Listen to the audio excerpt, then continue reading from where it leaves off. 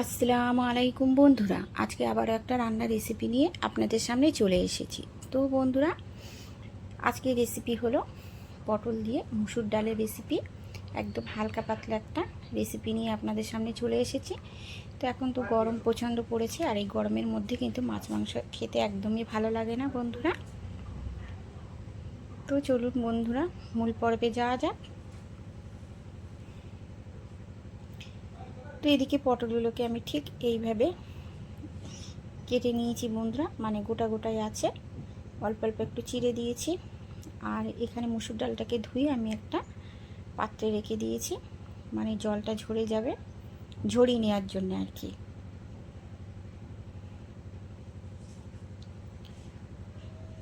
তো তার মধ্যে এদিকেও আমি কড়াটা বসিয়ে দিয়েছি, আর কড়াটা আমার গরম হয়ে গেছে। কড়াতে দিয়ে দিলাম পরিমাণ মতো সরিষার তেল।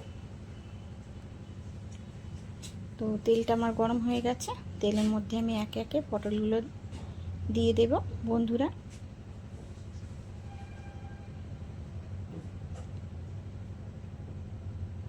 তো পটলগুলোকে দেওয়ার পরে আমি একটু নাড়াচাড়া করে নেব।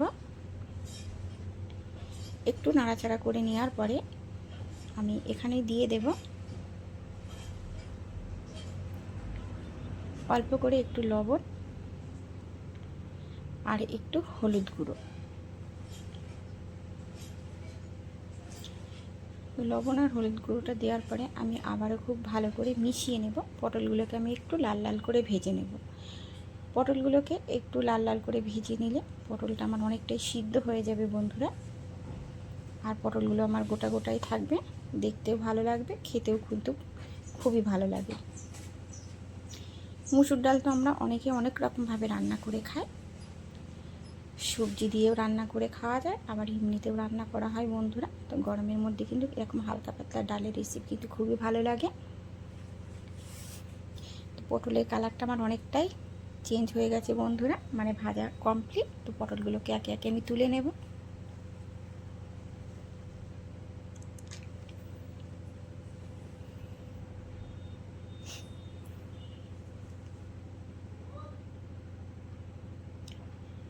তো পটলগুলো তো আমার তুলে নেওয়া হয়ে গেছে। দেখুন বন্ধুরা, কত সুন্দর লাগছে পটলগুলোকে দেখতে। তো এই পটল ভাজা তেলের মধ্যেই আমি ফোড়নে কোনো কিছু ব্যবহার করব না, আমি সোজাসুজি দিয়ে দিলাম পেঁয়াজ কুচি। তো পেঁয়াজ কুচিটা দেওয়ার পরে আমি 3-4 মিনিট ধরে নাড়াচাড়া করে নেব। পেঁয়াজটাকে কিন্তু আমি এখনই লাল লাল করে ভাজার দরকার নেই, বা ভাজবো না বন্ধুরা। আমি তেলের সঙ্গে একটু নরম করে নেব। একটু নাড়াচাড়া করার পরে কিন্তু পেঁয়াজটা আমার অনেকটাই নরম হয়ে যাবে।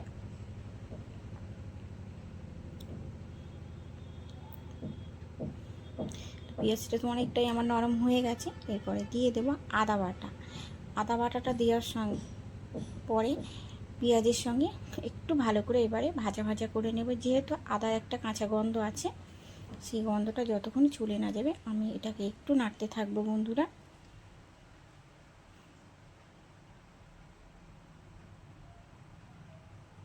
তারপরে দিয়ে দেবো টমেটো কুচি। তো টমেটো কুচিটা দেওয়ার পরে আবারও সব কিছুর সঙ্গে খুব ভালো করে আমি নাড়াচাড়া করে নেব।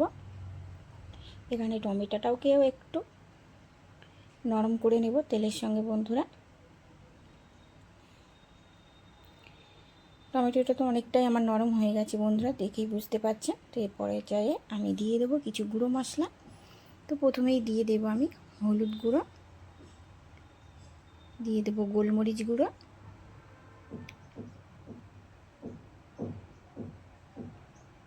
জিরে সরি বন্ধুরা, একটু সানরাইজের লঙ্কার গুঁড়ো দিয়ে দিলাম, কালারের জন্য দিলাম কাশ্মীরি লঙ্কার গুঁড়ো, আর জিরে গুঁড়ো ধনে গুঁড়ো একসঙ্গেই দিয়ে দিলাম। দেওয়ার পরে আমি মশলাটাকে খুব ভালো করে একটু মিশিয়ে নেব।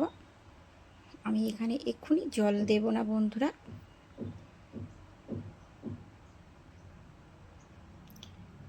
তো মশলাটাকে আমি 4-5 মিনিট ধরে নাড়াচাড়া করে নেওয়ার পরে এখানে দিয়ে দিলাম পরিমাণ মতো লবণ।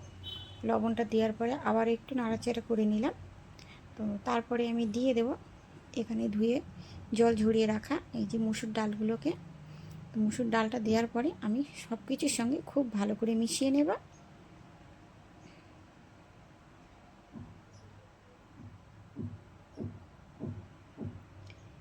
খুব ভালো করে মিশিয়ে নিলাম আর মুসুর ডালটাকে একটু ভালো করে কষেও নিলাম। এইভাবে কষিয়ে কিন্তু মুসুর ডাল রান্না করলে খুব সুন্দর গলে যায় বন্ধুরা, আর খেতেও কিন্তু অসাধারণ লাগে। মুসুর ডালের কালারটা কিন্তু আমার কত সুন্দর এসেছে দেখুন বন্ধুরা, কত সুন্দর তেল ছাড়তে শুরু করেছে। তো এই পর্যায়ে আমি এই যে ভেজে রাখা পটলগুলোকে দিয়ে দিলাম। পটলগুলোকে দিয়ে মুসুর ডালের সঙ্গে খুব ভালো করে মিশিয়ে নেব।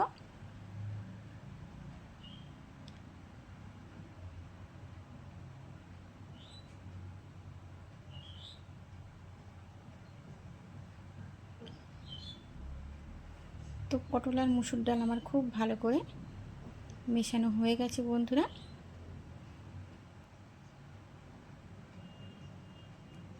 এই পর্যায়ে আমি এখানে দিয়ে দেবো পরিমাণ মতো জল, আর জলটা কিন্তু আমার এখানে গরম জল, উষ্ণ গরম জল দিয়ে দেবো বন্ধুরা, ঠান্ডা জল দেবো না এখানে।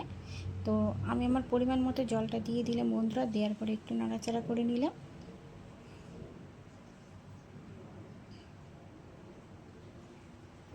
তো বন্ধুরা এখানে দেখুন মুসুর ডালটা কিন্তু আমার কত সুন্দর সিদ্ধ হয়ে গেছে, দেখুন অনেকটাই কিন্তু সিদ্ধ হয়ে গেছে। আর এই ডালটাকে আমি একদম গলিয়ে ফেলবো না, ডালটা আমার গলে যাবে কিন্তু একটু গোটা গোটা থাকবে, তাহলে কিন্তু খেতে বেশি ভালো লাগবে বন্ধুরা। তো ডালটা তো আমার অনেকটাই সিদ্ধ হয়ে গেছে দেখুন, আমার পরিমাণ মতো জলও আমি এখানে দিয়ে দিয়েছি, এখানে আর জল দেব না। তো আমি পাশের ওভেনে আবার একটা কড়া বসিয়ে দিলাম, আর কড়াতে দিয়ে দিলাম আবারও একটু সরিষার তেল। তেলটা আমার গরম হয়ে গেছে, এখানে দিয়ে দেব আমি দুটো শুকনো লঙ্কা, অল্প একটু গোটা জিরে, দেওয়ার পরে এটাকে একটু নাড়াচাড়া করে নেব। একটু নাড়াচাড়া করে নেওয়ার পরে এখানে দিয়ে দেব আবারও অল্প করে কুচিয়ে রাখা, মানে কুচনো পেঁয়াজ ছোটো ছোটো করে কেটে রেখেছিলাম, আর কয়েক কোয়া রসুন, সেগুলোকেও ছোটো ছোটো করে কেটে রেখেছিলাম। সব কিছু দেওয়ার পরে খুব ভালো করে আমি একটা ভাজা ভাজা করে নেব।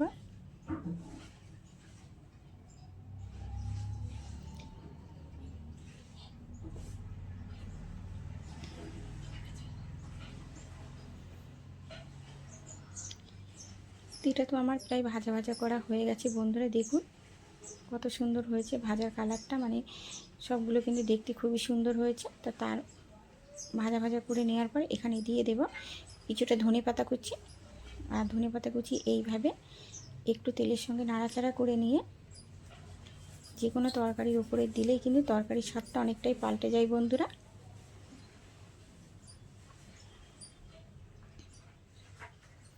এদিকে আমার এটা ভাজা কমপ্লিট, এবারে এটাকে আমি নামিয়ে নেব। এটাকে নামিয়ে নেওয়ার পরে এই যে ডালের উপরে তারপরে ওটা আমি ঢেলে দিলাম। এই আর খুব সুন্দর একটা সুগন্ধ বার হয়েছে বন্ধুরা।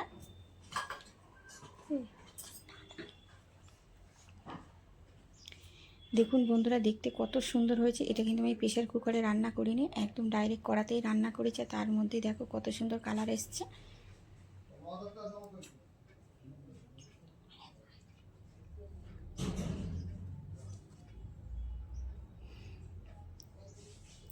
তো ডালটা আমার একদম হয়ে গেছে, একদম পারফেক্ট বন্ধুরা।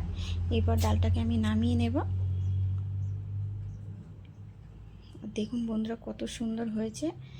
এটা কিন্তু একদম পাতলা করিনি, আবার একদম কষা করিনি, মিডিয়াম করেছি। এই যে আমি পরিবেশনের জন্য একটা পাত্রে নামিয়ে নেব বন্ধুরা। আমার পটলগুলো কিন্তু গোটা গোটাই আছে, পটলগুলো কিন্তু আমার একদম ভেঙে যায়নি বন্ধুরা। দেখুন যে সমস্ত বন্ধুরা আমার রেসিপিটা দেখতে দেখতে এই পর্যায়ে চলে এসেছেন, লাইক করুনি বা লাইক দিতে ভুলে গেছেন, অবশ্যই একটা করে লাইক করে দেবেন, কারণ আপনাদের একটা লাইক আমার অন্য একটা ভিডিও বানানোর জন্য উৎসাহিত করে বন্ধুরা। আর আমার রেসিপিটা যদি আপনাদের ভালো লেগে থাকে তাহলে অবশ্যই লাইক কমেন্ট শেয়ার এবং সাবস্ক্রাইব করে আমার পাশে থাকবেন, বেশি বেশি করে শেয়ার করে দেবেন, অন্য বন্ধুদেরকে দেখার সুযোগ করে দেবেন।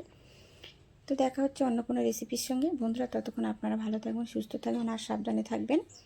এই গরমে অবশ্যই কোথাও গেলে একটা করে ছাতা আর জলের বোতল নিয়ে বার হবেন বন্ধুরা। তো আজকের মতন আল্লাহ হাফেজ।